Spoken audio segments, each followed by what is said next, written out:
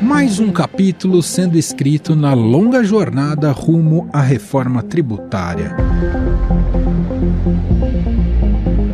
Nesta quarta-feira, o ministro da Fazenda, Fernando Haddad, enviou ao Congresso Nacional um dos projetos para a regulamentação da reforma. A PEC da reforma tributária foi promulgada no fim do ano passado, depois de aprovação no Congresso Nacional. Declaro promulgada a emenda constitucional número 132 de 2023, a reforma tributária brasileira.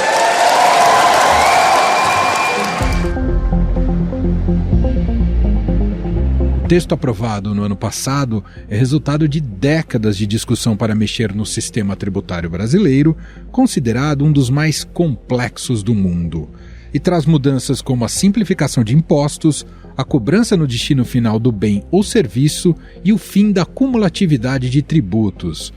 Mas ainda faltam definir e detalhar algumas regras específicas. O texto estabeleceu um prazo de 180 dias para o envio da regulamentação. O governo tem pressa porque as eleições municipais pressionam o prazo para a discussão e aprovação de medidas no Congresso. A proposta apresentada por Haddad nesta semana é de um projeto de lei complementar que busca regulamentar os novos impostos sobre o consumo. O projeto tem ao todo 360 páginas e detalha, entre outras coisas, como vai funcionar o IVA, o Imposto sobre Valor Agregado, que vai unificar 5 tributos. O IVA é considerado o coração da reforma e será composto pelo Imposto sobre Bens e Serviços, o IBS, e a Contribuição Social sobre Bens e Serviços, ou CBS. Segundo Haddad, os dois terão a mesma base de cálculo e a mesma regulamentação. A única diferença é que um será destinado à União e outro a estados e municípios. A equipe econômica estimula uma alíquota média de 26,5%. A estimativa é muito próxima do que tinha antes. Com o desenho do projeto de lei, ficaria entre 25,7% e 27,3%, com uma média de 26,5%. Eu diria que a referência é a média e, como disse o ministro, a expectativa é que seja ainda menor por conta do efeito. A proposta também traz as regras para o imposto seletivo, chamado de imposto do pecado, que prevê uma cobrança maior sobre bens e serviços considerados nocivos à saúde ou ao meio ambiente. É o caso de veículos e aeronaves, cigarros, bebidas alcoólicas e açucaradas e bens minerais extraídos. Os alimentos ultraprocessados ficaram de fora dessa lista, apesar da recomendação do Ministério da Saúde. A ciência já comprovou que os alimentos ultraprocessados fazem mal à saúde e são responsáveis por mortes precoces. O projeto também fala sobre a isenção de impostos sobre os produtos da cesta básica. A proposta do governo determinou uma lista enxuta de apenas 15 itens, com foco em alimentos in natura ou minimamente processados. Também selecionou outros 14 tipos de produtos que terão uma alíquota reduzida. A pauta é importante para o governo, já que afeta principalmente o orçamento das famílias com menor renda. Outro ponto presente no projeto é o mecanismo de cashback. Essa proposta tem sido defendida pela equipe econômica desde o início da tramitação da reforma e consiste na devolução em dinheiro de uma parte do imposto federal às famílias com renda de até meio salário mínimo por pessoa. Cashback de até 50% nas contas de luz, água e esgoto.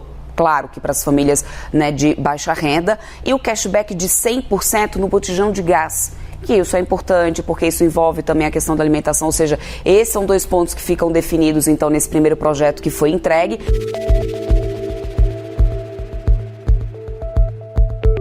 A regulamentação também listou os profissionais liberais que terão um abatimento de 30% no recebimento de impostos incidentes na prestação de seus serviços.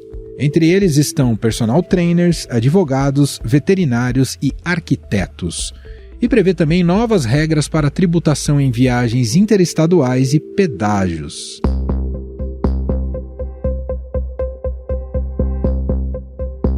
Haddad foi pessoalmente ao Congresso Nacional para fazer a entrega do documento nas mãos do presidente da Câmara, Arthur Lira.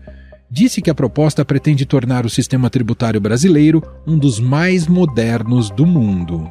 Que se nós tivermos um sistema digital que coíba a evasão, coíba a fraude, e essa alíquota pode ser reduzida, mesmo com as excepcionalidades que a emenda constitucional trouxe e que a lei complementar regulamentará. Na entrega, o ministro também fez comentários elogiosos à Lira e se mostrou confiante em relação à aprovação do projeto já nos próximos meses. Lira teria dito a Haddad que quer a votação na Câmara ainda esse semestre, antes do recesso parlamentar. O que eu quero dizer é que todos os projetos encaminhados ao Congresso receberam atenção e o presidente Lira me afiançou que o calendário que ele pretende fixar para a deliberação nesta casa vai até o recesso do meio do ano.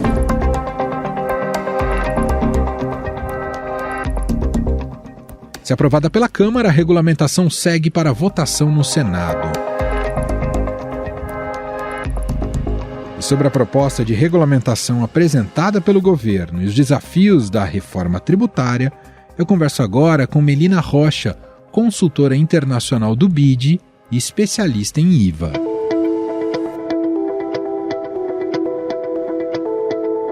Tudo bem, Melina? Seja bem-vinda por aqui. Tudo bem, olá a todos, é um prazer estar aqui com vocês. Bom, Melina, a maior expectativa em relação a esse projeto, da regulamentação da reforma tributária, era o patamar da alíquota do IVA, que, segundo essa proposta e pelas declarações do governo federal, essa alíquota padrão vai ficar em 26,5%. Portanto, entre as maiores do mundo. Acho que só a Hungria nos supera. Começo te perguntando, isso surpreende, não surpreende? E por que não é possível chegar a um patamar mais baixo e se tem relação com as exceções já, enfim, dentro da reforma tributária aprovada no Brasil? Bom, Emanuel, a alíquota nesse patamar não surpreende porque já houve estimativas durante a tramitação da PEC e até antes da emenda constitucional ser promulgada, que a alíquota realmente ficaria entre 25% e 27%, então não surpreende. Eu acredito que um dos pilares da reforma tributária é que a reforma tributária seja neutra do ponto de vista da arrecadação. O que significa isso? Os novos tributos IBS e CBS devem arrecadar exatamente o que se arrecada hoje com os atuais tributos. E neutra também do ponto de vista da carga tributária para os consumidores. Então, a carga tributária da tributação sobre o consumo tem que ser mantida mesmo. Então, o que significa uma carga tributária de 26,5%? Significa que hoje a gente já paga, a gente já suporta essa carga tributária na tributação sobre o consumo, já que a alíquota está sendo estimada para que se arrecade o mesmo montante que se arrecada hoje com os atuais tributos. Então, a gente já tem essa carga tributária hoje. Então, não surpreende, porque a gente já tem essa carga tributária, só que a nossa carga tributária atual, ela é escondida. A gente não vê, ela é pouco transparente, porque quando nós compramos um produto, no supermercado, a gente toma algum serviço, por exemplo, tem uma alíquota que é aplicada, vamos colocar uma alíquota de 18%, mas é que essa alíquota de 18%, ela não reflete a carga tributária que está sendo paga por aquele produto. Sim. Por conta dessa falta de transparência, é que a gente acha que essa alíquota está muito alta e que a carga tributária vai aumentar. O que não é correto. O que a reforma está trazendo é uma transparência de modo que esses 26,5% vai corresponder exatamente à carga tributária aplicada ao consumo final, que hoje não acontece. Se a gente fizer comparações com outros países, é verdade que o Brasil ele tem uma alta carga tributária sobre o consumo. Então, assim, já que nós temos essa carga tributária tão concentrada no consumo, é normal que, quando a gente implementa tributos de forma mais transparente, a gente está mostrando a real carga tributária que hoje se paga. E com isso, talvez a gente haja a possibilidade de discutir outras questões. Como diminuir essa carga tributária, então? Revisando os gastos, tornando os gastos mais eficientes, dando maior peso na carga tributária sobre a renda e a propriedade. Então, esse tipo de discussão vai ser possível com essa maior transparência da nossa carga tributária com o IBS e CBS. Muito importante você dizer isso, Melina, porque realmente a ideia sobre uma reforma tributária pode passar falsa impressão de que a gente está reduzindo impostos ou até aumentando impostos, Mas, no fundo, o processo que a gente está enfrentando como país é não só da transparência, mas também da simplificação, que é muito importante, traz benefícios muito importantes, não é isso, Milena? Sim, exatamente, Manoel. A gente está trocando um sistema totalmente caótico, que é um sistema baseado, né, em 4, 5 tributos sobre o consumo, que muitas vezes se aplicam uns sobre os outros, em que o contribuinte ele não tem segurança jurídica de muitas vezes qual tributo vai pagar, muitas vezes tendo dupla tributação. Temos um sistema tributário que diferencia, numa era de economia digital, serviços e bens, né? Hoje a gente não tem como saber o que é um intangível, o que é um serviço, Então, assim, é muito difícil, o nosso sistema tributário, ele não está adaptado à economia digital, e a gente está passando, então, desse sistema totalmente caótico, baseado em uma infinidade de tributos, benefícios tributários, regimes especiais, alíquotas diferenciadas, para um sistema mais coerente, um padrão internacional, né, Emanuel? É importante que se diga que o IVA é implementado em 175 países do mundo. Nós não estamos inovando, pelo contrário, nós estamos atrasados no processo. O padrão internacional da melhor tributação sobre o consumo, que menos distorce, né, os agentes econômicos, a economia, pro Brasil, né? Então, isso, além dessa simplificação, nós estamos fazendo o que o mundo todo faz, que é adotar o IVA, um bom IVA, tal como os modelos internacionais. Como é que você analisa o desenho do programa de cashback apresentado pelo governo? Ele é socialmente justo? Poderá ter dificuldades em relação ao aspecto da operacionalização ou é simples também? Bom, eu avalio o cashback como algo muito positivo e, na verdade, ele deveria ser a norma, deveria ser o padrão, ao invés da desoneração da cesta básica e dos alimentos. Por quê? Porque já se provou internacionalmente, inclusive nesses países que têm IVA, que é muito mais eficiente arrecadar o tributo sobre todos os alimentos do que você aplicar uma desoneração, uma alíquota zero, uma isenção. Por quê? Porque quando você dá uma desoneração na cesta básica e alimentos, na verdade você está beneficiando famílias mais ricas, que consomem mais esses produtos, né? Então, do ponto de vista técnico, é melhor que se adote um sistema de cashback ao invés da desoneração da cesta básica e de alimentos. No processo político da emenda constitucional 132, se incluiu, né, por conta, obviamente, de pressões políticas, né, e é normal, se incluiu a cesta básica nacional, que vai ser uma lista de produtos submetidos à alíquota zero, e também uma redução de 60% da alíquota padrão para outros alimentos. Você não pode ter amplamente as duas coisas, né? E aí o cashback ainda existe, e aí ele vai ser um pouco mais limitado do que potencialmente poderia ser, mas idealmente nós vamos ter as duas coisas ao mesmo tempo e um cashback que poderá ser ampliado, porque, Emanuel, tem uma previsão de avaliação quinquenal desses benefícios. Então, se ao final de 5 anos a gente vê que a cesta básica ela não está sendo eficiente do ponto de vista de distribuição de renda, por exemplo, é uma cesta básica, a desoneração está beneficiando os mais ricos, talvez possa ter a possibilidade de você ter mais esse benefício no cashback, porque o cashback é uma isenção, um benefício personalizado só para famílias mais pobres que realmente não podem pagar tributo. Então, há essa possibilidade de avaliação quinquenal desses benefícios, o que é muito positivo, e isso abre a possibilidade de você ampliar o cashback ao invés de conceder a desoneração para a cesta básica. Do ponto de vista operacional, a Receita Federal tem condições de aplicar esse cashback? Eu acredito que sim, Manoel. Nós já temos uma experiência muito positiva no estado do Rio Grande do Sul, que foi pioneiro no Brasil com relação a essa prática e um resultado muito positivo que realmente provou que operacionalmente é possível adotar. O Brasil tem um cadastro muito bom de famílias de baixa renda, né, através dos programas que existem no Brasil. Então, assim, o Brasil ele é pioneiro em várias questões, né, de nota fiscal eletrônica, de informatização dentro da administração tributária, pioneiro mundial, internacional, então eu não vejo nenhum problema com relação à implementação de um sistema de cashback para famílias de baixa renda. Pelo contrário, acredito que pode haver inovações que vai ser modelo para o mundo em termos de cashback. Bom, tem o clássico de que o diabo mora nos detalhes. Há riscos atrelados ao processo de aprovação agora no Congresso Federal dessa regulamentação e pode, por exemplo, abrir mais exceções, Melina? Bom, a emenda constitucional já deu as diretrizes com relação às exceções e desonerações, né, com relação à cesta básica, alimentos, aos serviços que ficarão submetidos a alíquota reduzida, né, educação, saúde, os profissionais liberais, mas é claro que a emenda constitucional não pôde detalhar exatamente o que entra ou não entra dentro desses benefícios fiscais, né? De certa forma que a lei complementar tem uma certa margem para escolher efetivamente quais produtos e serviços vão estar em uma das alíquotas reduzidas. E aí realmente há essa possibilidade de alargar o que foi proposto agora pelo governo federal. E aí, o problema, Emanuel, é que quanto mais você coloca produtos e serviços dentro dessas alíquotas reduzidas, mais você vai ter impacto na alíquota. Então, é isso que o Congresso tem que estar de olho. Eu acredito que o governo federal fez um esforço bastante grande de limitar os produtos da cesta básica somente para aqueles que são efetivamente consumidos por famílias de baixa renda. E aí, se o Congresso aumentar essa lista, o impacto vai ser grande na alíquota. Em relação ao imposto seletivo, o norte do projeto também está correto na sua visão, Melina?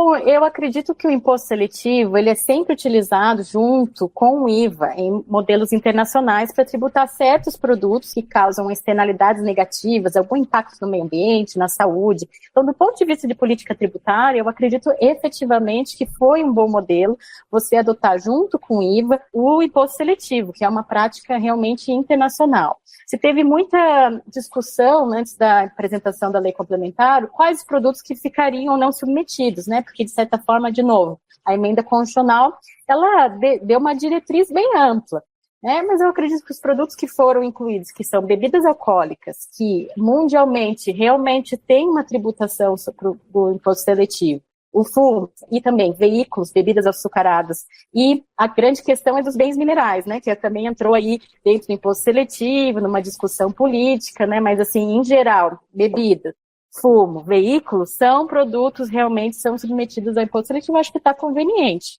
Acredito que foi boa a escolha dos produtos, sim. Bom, com uma transição que leva alguns anos, quando sentiremos os impactos mais diretamente dessa reforma tributária?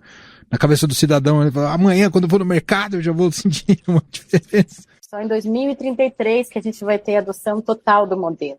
Mas eu acredito que já com a CBS, que começa em 2026, a gente já vai começar primeiro a ter um aprendizado com relação ao funcionamento desse tributo, que vai servir já de base para o IBS, que o IBS também vai começar a ser cobrado de uma alíquota muito pequena a partir disso. Então, assim, a partir de 2026, com a CBS, que vai ser implementada toda de uma vez, acredito que já vai ser possível da gente ver os impactos em termos de diminuição de custo por conta do creditamento amplo, da simplificação dos tributos, né? Eu acho que hoje teve a coletiva do governo federal e o secretário Api falou que a única obrigação acessória que as empresas vão ter que fazer é emitir nota, que vai ter inclusive uma declaração pré-preenchida para eles só conferirem.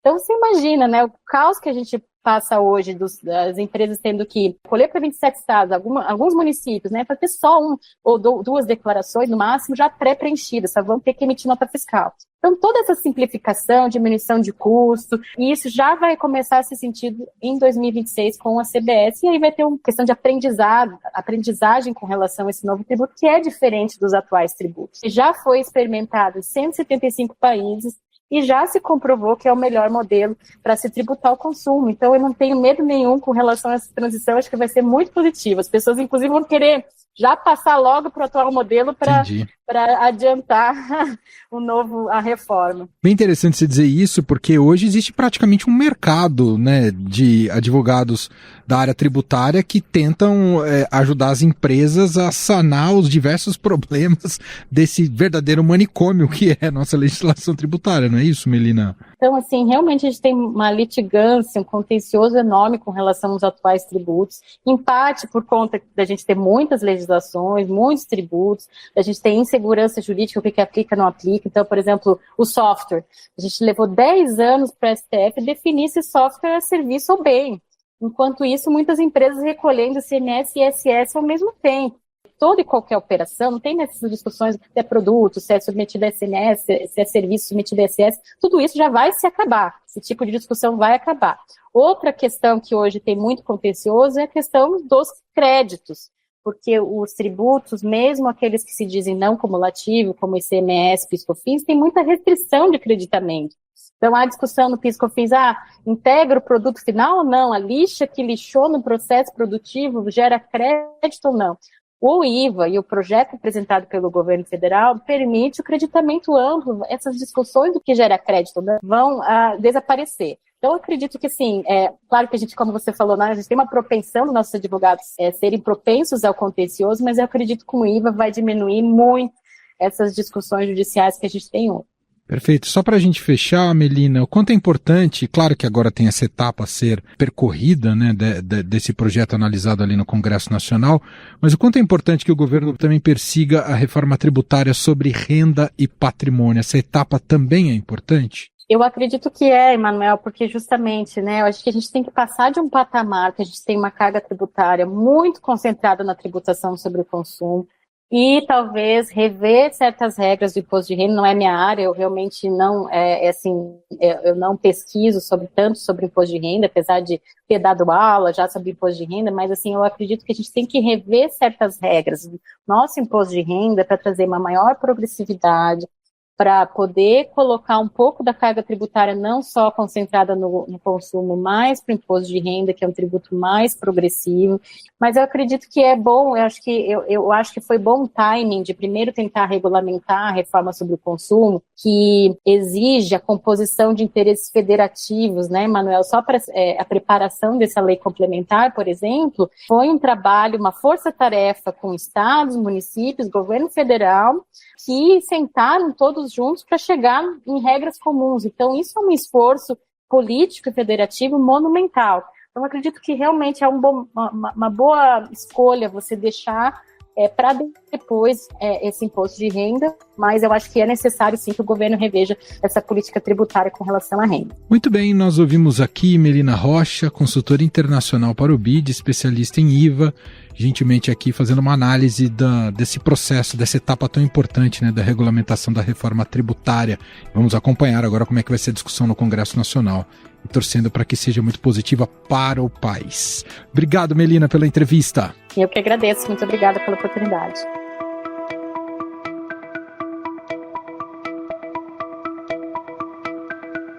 Estadão Notícias.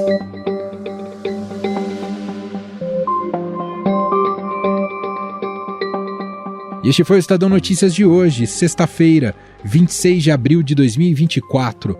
A apresentação foi minha, Emanuel Bonfim.